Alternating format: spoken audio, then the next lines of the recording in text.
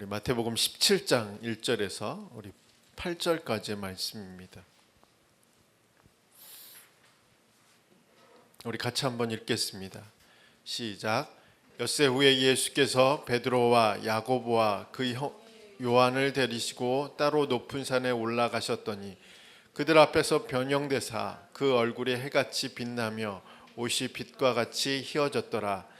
그때 모세와 엘리야가 예수와 더불어 말하는 것이 그들에게 보이거늘 베드로가 예수께 여쭈어 이르되 주여 우리가 여기 있는 것이 좋사오니 만일 주께서 원하시면 내가 여기서 초막 셋을 짓되 하나는 주님을 위하여 하나는 모세를 위하여 하나는 엘리야를 위하여 하리이다. 말할 때 호련히 빛난 구름이 그들을 덮으며 구름 속에서 소리가 나서 이르시되 이는 내 사랑하는 아들이요 내 기뻐하는 자니 너희는 그의 말을 들으라 하시는지라. 제자들이 듣고 엎드려 심히 두려워하니 예수께서 나와 그들에게 손을 대시며 이르시되 일어나라 두려워하지 말라 하시니 제자들이 눈을 들고 보매 오직 예수 외에는 아무도 보이지 아니하더라. 아멘. 오늘은 오직 예수라는 제목으로 하나님의 말씀을 전하겠습니다. 주부에서 보았던 것처럼 지난달 22일부터 또 부활절 전날까지 기간을 40일 사순절이라고 부릅니다. 사실 사순절이라는 절기는 성경에서 유래된 것은 아닙니다. 325년 AD 325년 니케아 종교회의에서 사순절을 지키기로 결정하고 또 전통적으로 교회의 절기로 지금까지 지켜왔습니다. 그래서 이 사순절 기간 동안 교회는 예수님의 고난을 묵상하고 또 이 기간 동안 금욕적인 생활을 강조하며 참회의 시간을 갖도록 하는 것이 이 사순절 기간의 목적입니다. 그러나 성경에서 유래된 것이 아니다 보니까 논쟁거리가 많이 생겼습니다. 기간은 언제부터냐, 그리고 언제까지 끝나냐, 또 그 기간 안에 어떤 의식이 있어야 되느냐, 또 성도들은 어떻게 금욕 생활을 해야 되느냐, 이런 것들이 논쟁거리가 되어서 교회마다 또 교단마다 각각의 주장하는 바가 좀 달라졌습니다. 그리고 몇몇 교단들은 아예 성경에서 유래되지 않은 절기이기 때문에 굳이 이 사순절을 지킬 필요가 없다라고 주장하면서 부활절 전 일주일, 그러니까 고난 주간만 기념해서 그렇게 지키는 교회들도 있습니다. 사실 사순절을 지키든 안 지키든 그리고 고난 주간만을 지키든 우리가 알고 있어야 되는 것은 이 모든 것의 핵심은 고난이 핵심이 아니라는 사실입니다. 그리고 십자가도 사실은 이 사순절 기간의 핵심은 아닙니다. 바로 그리스도의 부활이 핵심입니다. 그리스도의 부활이 있기 때문에 고난도 십자가도 우리가 의미 있는 것이지, 그리스도의 부활이 없다면 사순절이라는 기간, 그리고 고난주간이라는 기간, 그리고 예수님의 고난과 십자가는 사실은 무의미한 것이죠. 부활이 있기 때문에 예수님의 고난과 십자가가 우리에게 가치 있고 우리에게 소중한 절기일 수밖에 없습니다. 우리의 고난도 마찬가지로 그렇습니다. 사실 고난 자체는 아름다운 것은 아닙니다. 제 아무리 유능하고 또 지적이고 유명한 작가도 이 고난을 아름답게 표현한다고 하더라도 이 고난 자체는 아름다운 것은 아닙니다. 그리고 그 자체로는 어떤 유익도 없습니다. 사람들이 고난에 유익이 있다, 또 여러 가지 어려움들이 유익이 있다라고 말하지만 이 고난 자체는 사실은 유익이 있는 것은 아닙니다. 그리고 고난이 우리를 아름답게 만드는 것도 아닙니다. 그러나 고난이 유익일 때가 있습니다. 무엇 때문에? 영광 때문에 그렇습니다. 고난 자체는 유익이지 않고 아름답지 않고 가치 있는 것이 아니지만 고난 뒤에 오는 영광이 있기 때문에 고난을 가치 있게 보고 유익하게 보고 아름답게 표현하고 있는 것입니다. 우리의 고난도 마찬가지로 그렇죠. 우리 고난이 아름다운 거예요. 그것은 우리 앞에 영광이 있기 때문에 그렇습니다. 그리고 하나님도 우리의 고난 뒤에 우리가 얻게 될 영광을 약속하고 있기 때문에 우리에게 고난이 가치 있고 아름답다, 그리고 유익하다라고 고백할 수 있는 것입니다. 오늘 본문 말씀을 살펴보면 예수님은 고난만을 강조하고 있는 것도 아니고 십자가만을 내세운 것도 아니라는 사실들을 알 수 있습니다. 예수님은 자신의 고난 속에 감추어진 영광을 보여주시기 위해서, 그리고 이 고난을 이겨나기 위해서 예수님의 영광이 어떤 것인지를 제자들에게 보여주기 위해서, 그리고 고난 뒤에 올 영광이 어떤 모습으로 나타나게 될 것인지에 대해서 보여주기 위해서 예수님은 제자들을 데리고 높은 산으로 올라가셨습니다. 그것은 사실 예수님 자신을 위한 것은 아닙니다. 제자들을 위한 것입니다. 그리고 제자들뿐만 아니라 제자들을 통해서 복음서를 기록하게 하고 이 복음서를 읽게 된 모든 그리스도인들을 향해서 예수님의 고난, 그리고 그 뒤에 있는 영광을 보여주기 위해서 예수님께서 제자들을 데리고 높은 산에 올라가신 것을 마태는 기록하고 있습니다. 그렇다면 오늘 본문 말씀이 우리에게 주는 메시지는 무엇일까요? 우리는 어떻게 고난 속에 감추어진 영광, 그리고 고난을 이겨낼 수 있는 영광, 그리고 고난 뒤에 오게 될 영광을 바라보며 우리의 여러 가지 갈등과 문제를 해결해 나가며 살아갈 수 있을까요? 첫 번째는 오늘 우리에게 주시는 메시지는 예수님과 함께 산에 올라야 한다는 것입니다. 우리가 17장 1절의 말씀을 보면 예수님은 자신의 죽음과 부활을 알리시고 난 후 6일 후에, 엿새 후라는 게 예수님의 죽으심을 예수님이 말씀하시고 난 6일 후에 예수님은 제자 3명을 데리고 높은 산으로 올라가셨습니다. 마태는 이 산의 이름이 정확하게 어떤 산인지를 기록하지 않고 단지 높은 산이라고만 기록하고 있습니다. 왜 마태가 이 높은 산을 강조하고 있을까요? 그것은 마태복음을 읽고 있는 성도들이 오랜 기간 동안 전해 내려오는 높은 산에 관한 의미들을 알고 있었기 때문에 그렇습니다. 마태복음을 읽어보면 예수님은 지극히 높은 산에서 시험을 받으셨습니다. 그리고 예수님의 가르침은 산에서 이루어졌습니다. 그리고 예수님은 산으로 기도하러 가셨고 예수님은 산에서 무리들을 먹이시고 산에서 치유하셨습니다. 그리고 오늘 본문의 말씀처럼 제자 3명을 데리고 높은 산으로 올라가셨습니다. 산, 그리고 높은 산. 마태가 이렇게 강조하고 있는 이유는 무엇일까요? 구약의 배경 지식을 가지고 있는 마태복음을 읽고 있는 초기 독자들,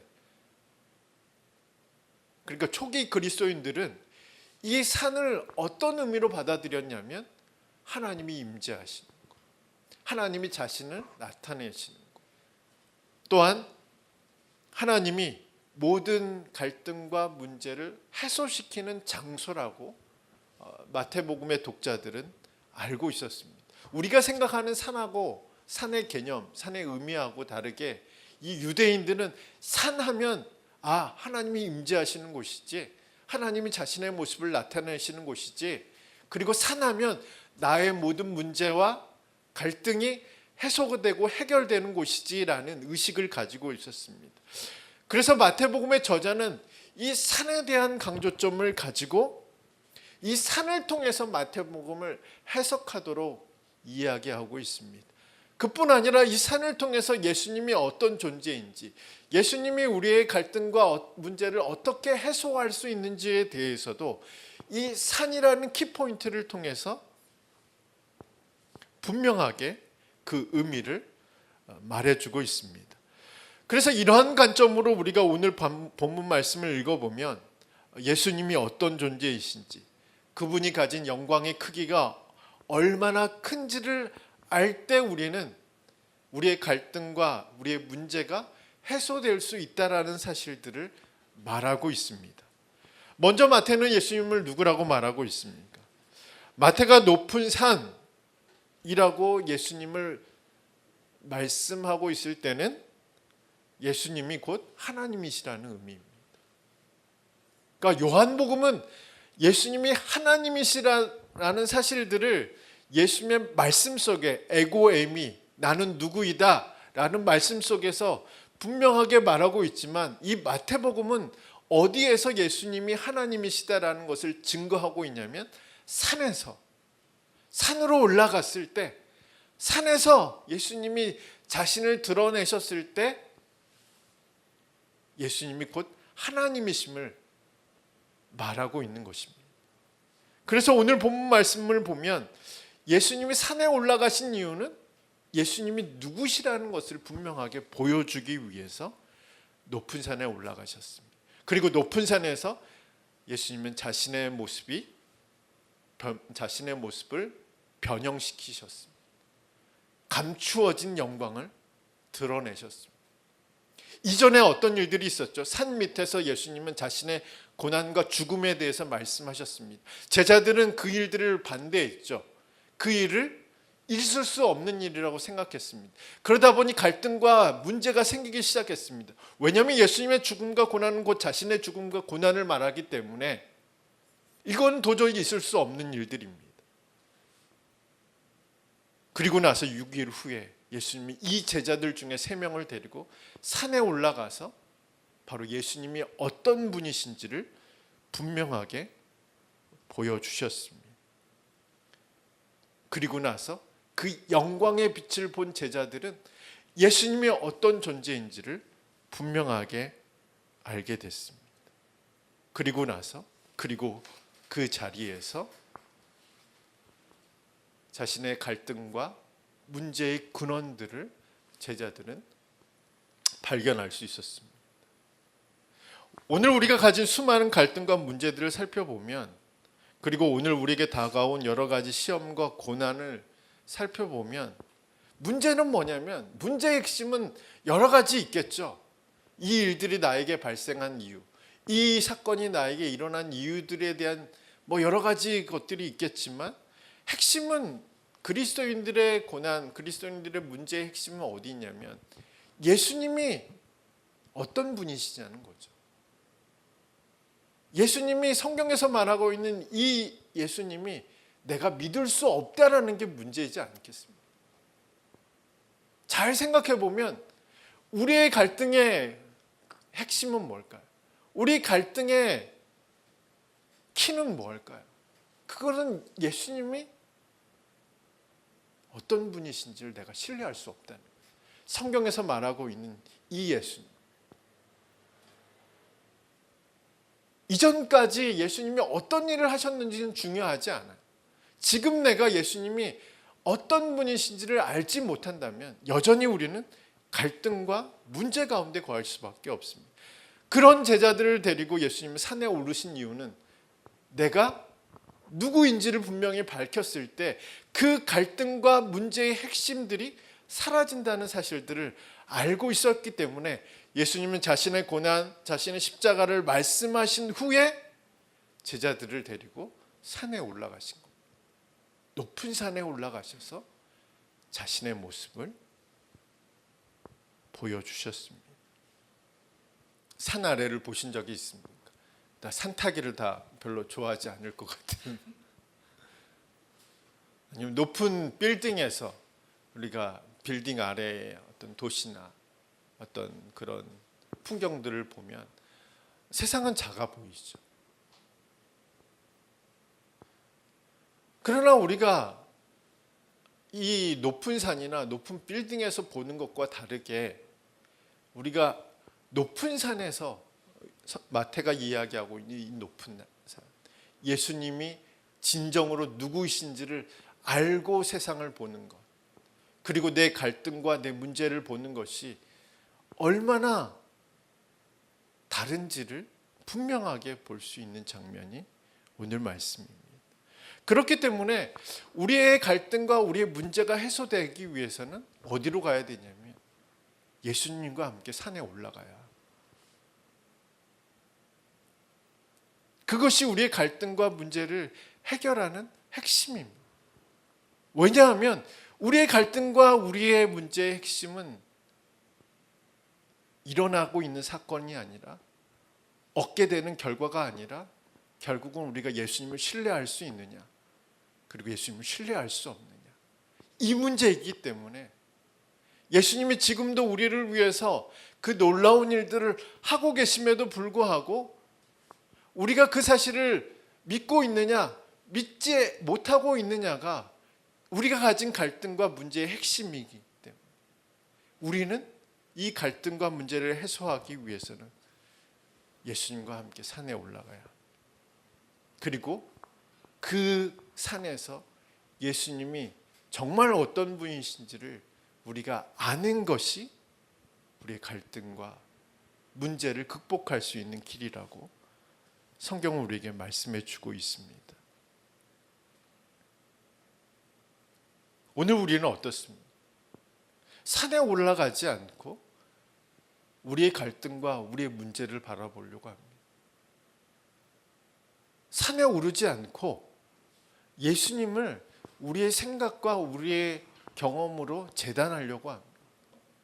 높은 산에 오르지 않고 예수님이 지금 우리를 위해서 하고 계신 일들, 하나님께서 우리에게 하고 계신 일들을 우리 생각으로 판단하고 재단합니다. 그래서 안 될 거라고 생각합니다. 그렇게 해서는 안 된다라고 생각합니다. 그러다 보니 우리 안에 갈등과 우리 안에 문제가 더 커질 수밖에 없습니다. 예수님의 제자들을 산에 데려간 이유는 무엇일까? 그 이유는 내가 누구인지를 알 때 너희들이 가진 갈등과 문제의 핵심들이 사라질 것이라고 말씀하기 위해서 제자들을 데리고 산에 올라가는 것입니다. 우리 역시도 산에 오르는 경험이 있어야 돼요. 가장 확실한 산은 어딜까요? 산에 오른다는 의미는 어떤 의미냐면 예수님과 함께 예수님을 묵상하면서 높은 산에 올라가라는 의미가 아니라 예수님을 진정으로 만날 수 있는 곳으로 가야 한다는 겁니다. 확실한 곳은 어딜까요? 예수님을 진정으로 만날 수 있는 것. 하나님이 우리를 위해서 하고 계신 일들을 정말 자세하게 그리고 확실하게 알 수 있는 방법은 무엇일까? 그건 성경밖에 없죠. 우리는 성경을 통해서 예수님을 알 수 있습니다. 예수님이 진정으로 누구이신지를 우리는 이 성경 안에서 발견할 수 있습니다. 제자들은 그 성경이 없었잖아요. 신약 성경 자체가 주어지지 않았잖아요. 그런데 우리는 이미 예수님이 어떤 분이신지, 예수님의 죽음이 어떤 의미인지, 예수님이 왜 산으로 올라가셨는지를 알고 있기 때문에 우리가 산에 오른다라는 것은 곧 성경 안에서 예수님의 영광의 빛을 발견하는 것을 의미합니다. 그래서 오늘 우리가 첫 번째로 살펴볼 메시지는 예수님과 산에 올라가는 경험이 우리에게 필요하다는 겁니다. 그래서 성경 안에서 예수님이 진정으로 누구이신지를 알아가는 것이, 그리고 그분을 신뢰하는 것이 바로 우리의 갈등과 문제를 해결하는 방법임을 우리는 오늘의 본문 말씀을 통해서 알 수 있습니다. 오늘 두 번째 메시지는 우리의 갈등과 우리의 문제, 또 우리의 고난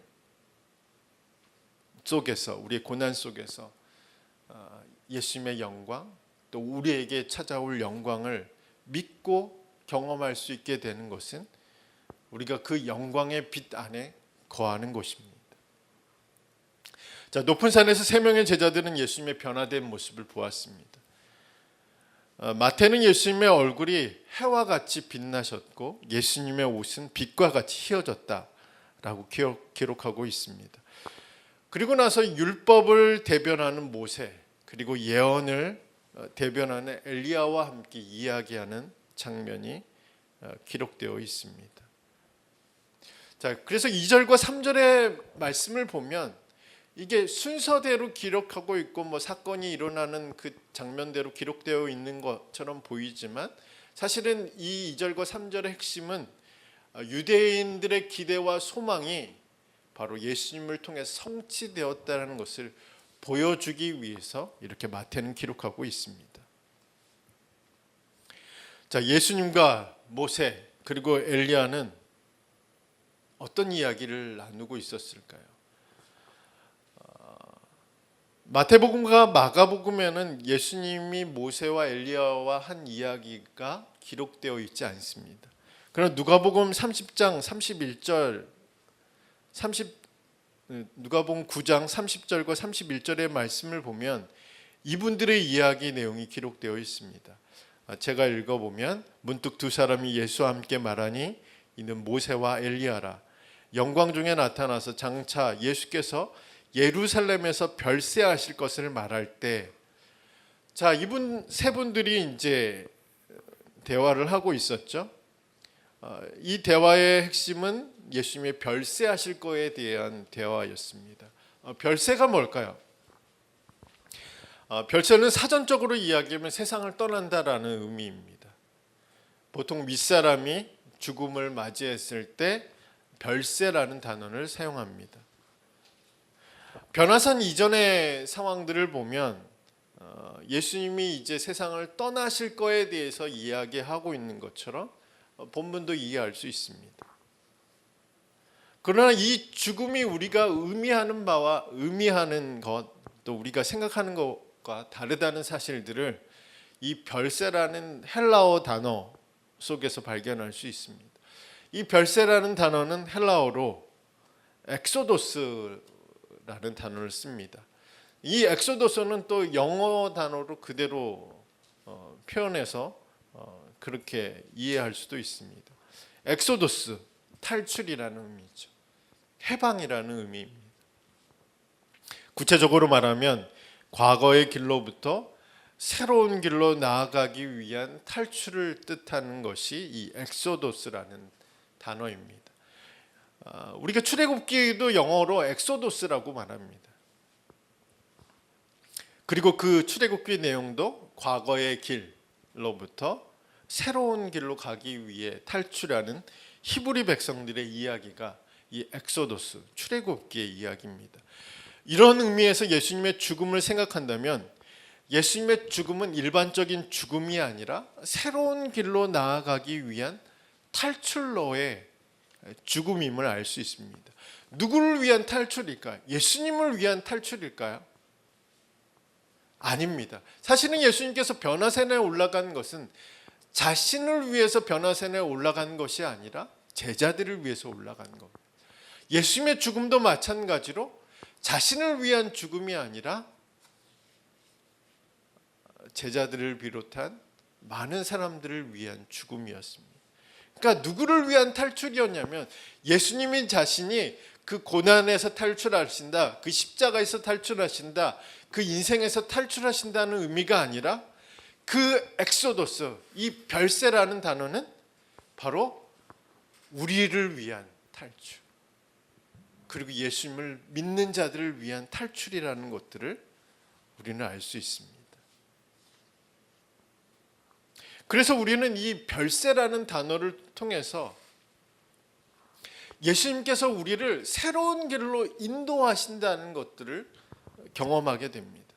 갈등과 문제 속에서 뿐만 아니라 죄와 사망의 법으로부터 그리고 장차 올 하나님의 진노로부터 우리를 벗어나게 하셔서 우리로 하여금 새로운 길을 가게 하시기 위해서 예수님이 죽음을 선택하셨다는 사실들을 성경은 분명하게 말씀하고 있습니다.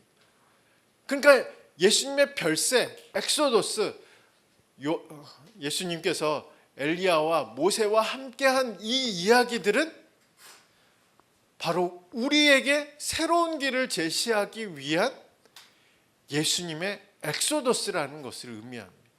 새로운 삶을 위한, 새로운 인생을 위한, 새로운 길을 향한, 우리는 예수님의 죽음이 단순히 끝이 아니라는 사실들을 분명하게 말하고 있음을 깨달아야 합니다. 예수님의 죽음은 단순히 도피처를 찾아 나서는 게 아니라 나의 인생의 어떤 종지부를 찍는 것이 아니라 예수님의 죽음은 곧 우리로 하여금 새로운 길을 가게 만드는 엑소도스, 새로운 길을 얻게 하는 출발점이라는 사실들을 우리는 생각해 볼 수 있습니다. 그렇기 때문에 우리가 우리의 갈등과 우리의 문제 속에서 예수님과 함께 산에 올랐다면 그 다음으로 우리가 해야 되는 것은 어떤 일이냐면 예수님의 죽음 안에 거하는 겁니다. 예수님의 죽음을 묵상하는 겁니다. 예수님의 죽음을 통해서 새로운 길로 갈 수 있겠다는 사실들을 우리가 인지하고 그 죽음 안에 거하는 겁니다. 그런데 우리가 죽음 안에 거한다라는 이야기를 했을 때 이 죽음이 매우 슬프고 안타깝고 그리고 끔찍하고 처참한 죽음이라는 사실들을 우리는 처음 떠올릴 수 있습니다. 그러나 우리는 성경 말씀을 보면 예수님의 죽음 자체가 하나님의 영광과 연결되어 있음을 우리는 요한의 증거를 통해서 알 수 있습니다. 그러니까 죽음 안에 거한다고 해서 내가 예수님의 죽음을 묵상하면 내가 참회해야지. 물론 그럴 수 있죠. 우리가 예수님의 죽음을 묵상할 때 우리의 죄를 기억하고 우리의 죄의 결과들을 기억하고 이 죄가 가져온 그런 참혹한 그런 인생을 생각하며 참여할 수 있습니다. 그러나 그것으로 끝나는 것이 아니라 이 예수님의 죽음에 감춰져 있는 영광이 있기 때문에 우리는 예수님의 죽음 안에서도 새로운 길을 찾을 수 있습니다. 아이러니하게도 우리가 성경 말씀을 보면 마태, 마가, 누가는 변화산에 올라가 본 적이 없습니다. 다 변화산에 올라갔던 이 세 명의 제자들로부터 들었던 것을 기록한 것이 바로 마태, 마가, 누가의 이 변화산 사건의 기록입니다. 유일하게 기록한 사람이 있죠. 요한입니다. 복음서 중에 요한복음의 저자인 요한만 그 변화산 사건을 기록하고 있습니다. 기록하지 않고 있습니다. 왜 그럴까요? 왜 요한은 자신이 경험한 사건, 이 변화산 사건을 경험했음에도 불구하고 왜 그는 기록하지 않고 있을까? 그 이유는 무엇이냐면 관점의 차이가 있었기 때문에 그렇습니다. 예수님의 고난과 십자가를 보는 관점의 차이가 이 마태, 마가, 누가와는 다른 관점을 가지고 있었습니다. 이 마태, 마가, 누가의 관점 속에서 예수님의 십자가와 고난은 죽음입니다. 죄의 결과, 그 결과로 가져온 참혹한 인생을 향한 예수님의 순환이고 예수님의 고난이고 예수님의 고통이고 예수님의 슬픔이고 예수님의 눈물이고 예수님의 아픔이고 그것이 바로 이 마태, 마가, 누가가 바라보는 예수님의 고난의 관점입니다. 그러니까 이 변화사 사건은 상당히 이들에게 중요한 사건이죠. 왜냐하면 그 고난만을 이야기하면 이건 말이 안 되거든요. 이 고난을 이해하려면 예수님의 영광과 부활을 연결시켜야 되는데 그 연결점을 어디서 찾고 있냐면 변화산 사건을 통해서 그 연결점을 찾고 있습니다. 그렇기 때문에 이들은 반드시 기록해야 되겠죠. 그러나 요한은 기록하지 않았어요. 그 이유는 무엇일까요? 요한의 관점에서 본다면 예수님의 모든 생애는 영광이었습니다. 그분의 눈물도 영광이었고 그분의 고통도 영광이었고 그분의 십자가도 영광이었습니다. 그러니까 굳이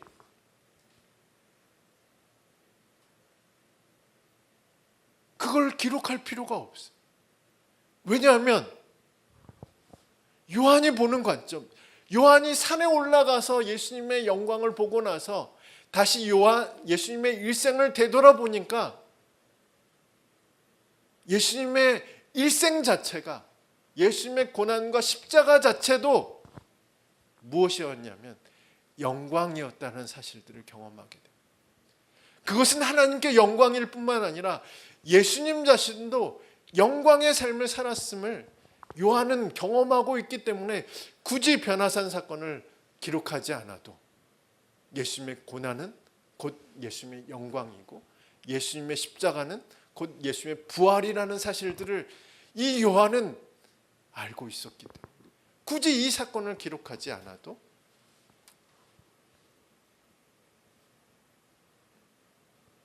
된다는 사실들을, 이게 본 자와 보지 못한 자의 차이겠죠. 그렇다고 제가 마태, 마가, 누가의 기록이 그리고 이 저자들의 신앙을 무시하고자 하는 이야기는 아닙니다. 그러나 요한의 관점에서 본다면 본 사람은 다르잖아요. 직접 경험한 사람들은 다른 거잖아요. 우리가 예수님의 죽음을 묵상하는 것이 왜 우리의 갈등과 우리의 문제를 해결하냐면 그 안에 영광이 있기 때문에 그렇습니다. 물론 우리 눈에는 가리워져 있을 수 있어요. 우리 눈에는 그 영광이 보이지 않을 수 있습니다. 그 영광을 우리가 볼지 못할 수도 있습니다. 그러나 우리가 예수님과 함께 산에 올라갔다면 그 다음으로 우리가 해야 되는 일들은 예수님의 죽음 안에 있는 영광, 그것을 우리가 바라봐야 한다는 사실입니다. 이 요한의 증언, 예수님의 모든 생애가 영광이다, 예수님의 십자가 고난도 영광이다, 이 관점이 우리에게 주는 도전, 또 이 관점이 우리에게 주는 영향은 무엇이냐면 예수님의 고난이 예수님의 영광이라면 우리의 고난도 우리의 영광을 말한다는 겁니다. 단순히 고난으로 끝나는 것이 아니라는 거예요.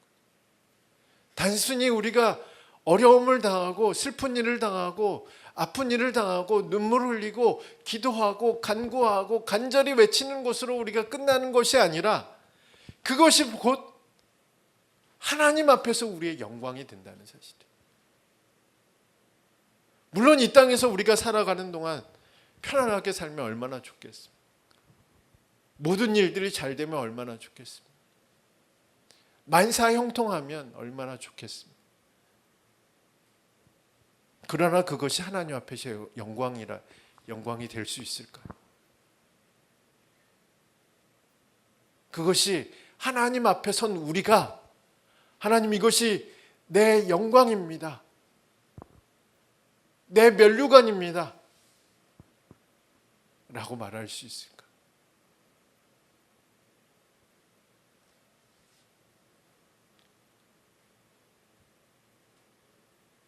우리는 예수님과 함께 산에 올라가는 경험이 있어야 합니다. 그리고 산에 올라가서 죽음